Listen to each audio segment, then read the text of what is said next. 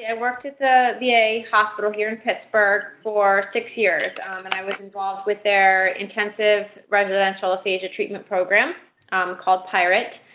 I was highly involved with that. I started at the beginning of the program when it first started, and we would see patients for 5-6 hours a day of therapy for a month at a time. So really got into, the heart of aphasia therapy and got to see a lot of different patients for long periods of time, so it was nice.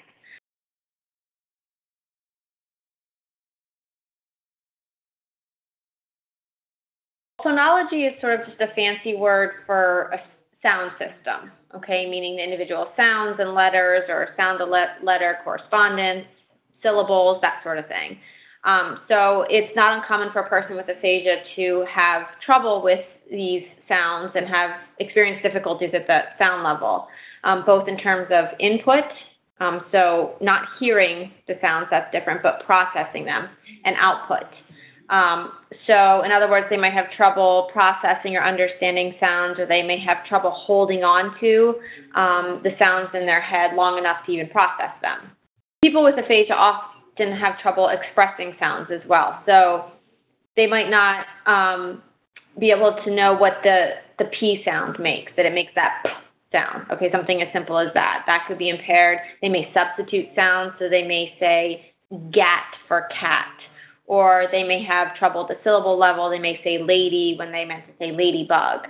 Or it could be nonsense words might come out if their phonological system is even more impaired. So, they could say something like Ghibli for water or something like that.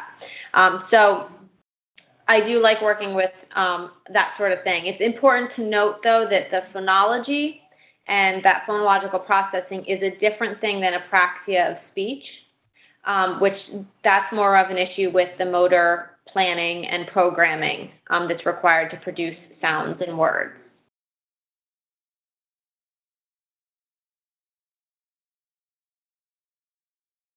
I have to say one of the most challenging clients that I saw was when I was involved with that intensive aphasia treatment program at the VA. The only thing that he was able to say was a stereotypy is what we call it, or this recurrent utterance. So he said, "Dewey, Dewey, Dewey," and that's all he could say. And the problem was he often wasn't even aware that this is the only thing that he was saying. So to him, it made sense in his head. He thought he was having a conversation, but he was only saying Dewey, Dewey. So first I had to help him to gain control over that utterance, actually by having him produce it, which I know kind of sounds strange, but this helped to increase his overall awareness and helped him to get control of his voice and his verbal production. And then we would slowly begin to introduce new sounds and work on the sounds in that recurrent utterance. And we used a combination of tactile and kinesthetic cues, modeling, and visual feedback. And by the end of the program, he actually was able to say his name for the first time since his stroke.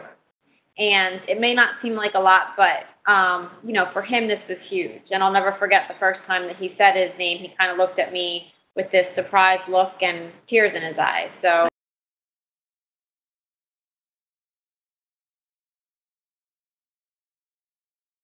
Well, I think it's crucial for the person with aphasia to be in control of their recovery. They're obviously an integral part of their, treatment program and their recovery, and I feel like they obviously need to be on board with what they're doing and why they're doing it in terms of their treatment in order for their recovery to be successful. So, for example, they need to understand if we're drilling this sound over and over again, it may eventually help them to talk in sentences, but they need to know why.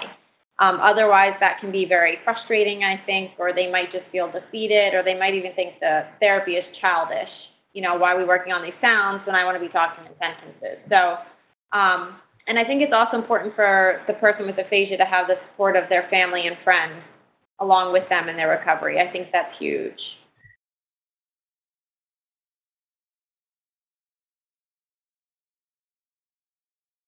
I think it's easier said than done, I'm sure, but I truly believe that persons with aphasia, those who don't let their aphasia stop them from doing what they really want to do, end up being the best communicators. So they continue to put themselves out there, they're communicating and socializing in different environments with people that they know, people that they don't know.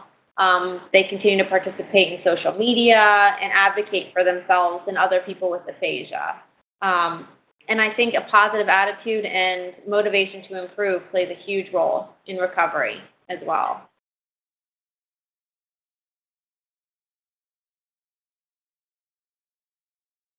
I mean, I'm excited to be a part of Aphasia Toolbox and, you know, being a part of people with aphasia, helping them recover and get them to where they want to be.